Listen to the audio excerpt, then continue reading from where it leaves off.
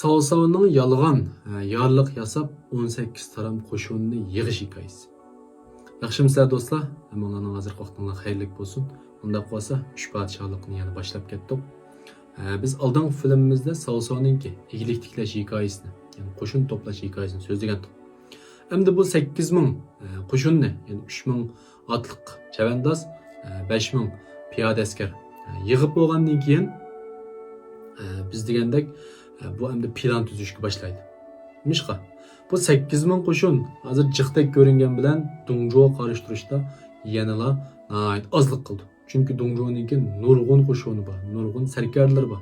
Uning ustiga ular o'din saqlab yotdi.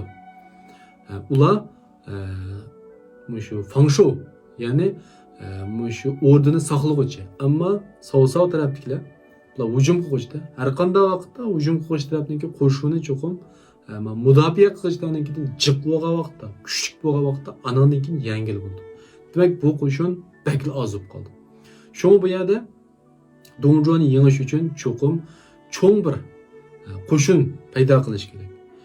Jiq odam paydo qilish kerak. Endi bu Savsavda ham cho'ng qo'shin paydo qilay, jiq odam yig'ay desa, albatta buningki kuchi yetmaydi, iqtisod har qaysi jihatdan yetishmaydi.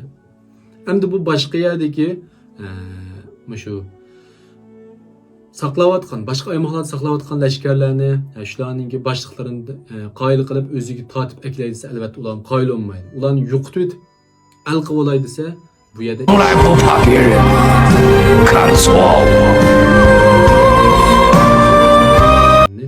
yig'ish kerak.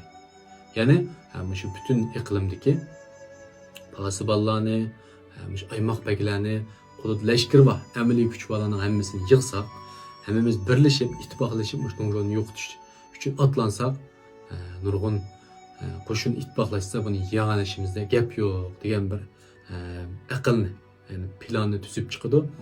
Shuning bilan mushuning yo'liga kirishdi. Ham bularni qanday yig'ish kerak deydigan masala.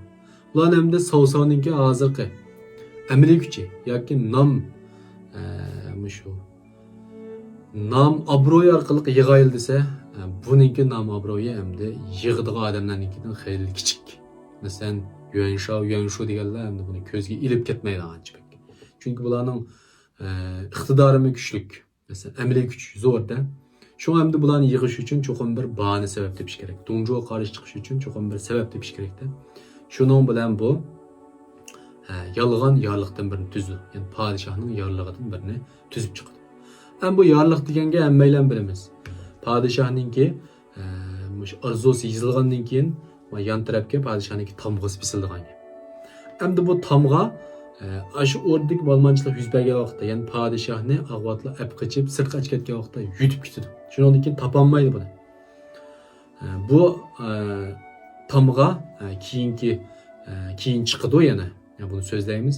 Ham tamg'a yo'q holatda. Shuning bilan endi bu shu podshohning yorlig'iga cho'qim tamg'a bosilish kerak. Savsav shuning bilan bir tamg'a uyg'uchini tepib akilib, yorliqni yezib bo'lgandan keyin shu tamg'adan birini uyg'izdi. Yog'ochqa yoki bo'lmasa dufudek bir nima uyg'izib, besib oladi-da buni. Joyib apchillik bilan besib o'tgangan. Besib, shuning bilan shu yorliqni dastak qilib turib, butkul iqlimga hamda bu jakarlaydi.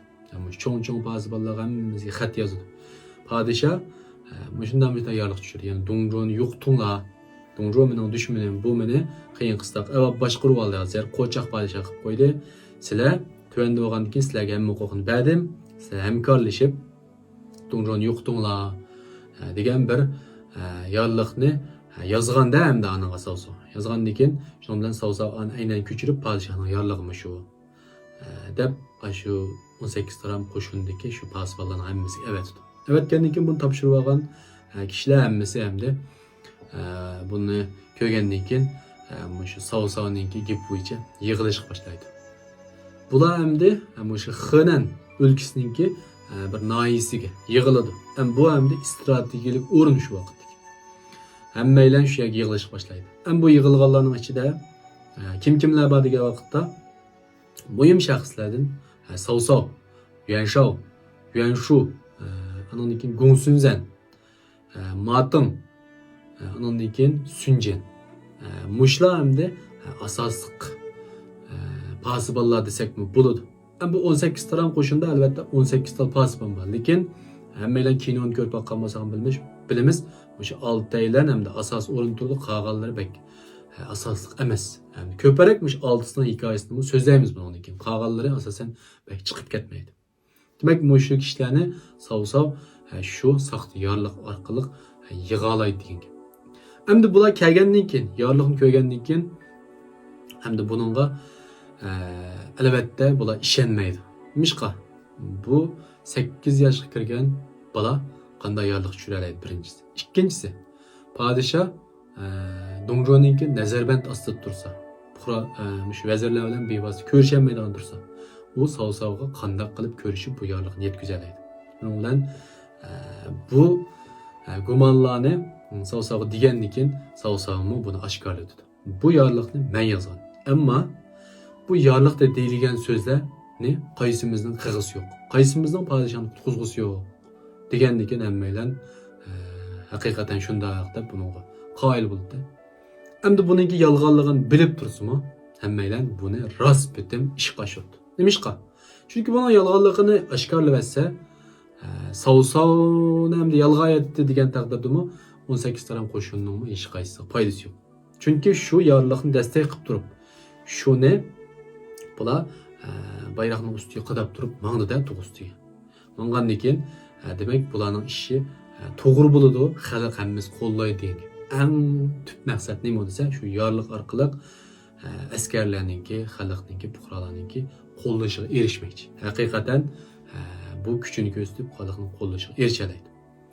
Ammo bu yerda ta'kidlashga arziydigan nima degan vaqtda bu yerga yig'ilgan 18 taram qo'shinninki ko'pinchisi amaliyot podshohni qutqizish uchun kelmagan. Balki o'zining manfaatlari uchun kelgan. Amaliyotda asli bularmi bir-birisidan qo'shni turgan rayonlarni besib yotganlar. O'zaro bir-biridan zitlashib tig'lishib turganda bir-birisiga nayz uchun qartishib. Ammo shu yorliqninki, fursatninki turtkisida bular birga kelib qoladi, shuning bilan hamkorlashdi. Ammo bularning hamkorligi degandek yaxshi bo'lmaydi. Ichidan chiqmagandan keyin yanlar joy-joyga bormaydi. Ammo chiqilib savsa haqiqatan bularni yig'alaydi. Unda olsa 18 taram qo'shinninki yig'ilish va saxtiyorlikninki paydo bo'lish hikoyasini shunchalik so'zlab turlar. Endi biz keyingi filmda nima so'zlaymiz degan vaqtda Yuan Shao to'g'riliq to'xtalamiz. Ya'ni Yuan Shao zot qanday kishi? U o'rnidan ayrilgandan keyin zot nima ishlarni qildi? Unda qolsa do'stlar, filmni yoqtirgan bo'lsanglar, yuraklarni berib qo'yinglar, alt raqamlarni yo'llab qo'yinglar, ko'proq do'stlaringizga tavsiya qilib qo'yinglar.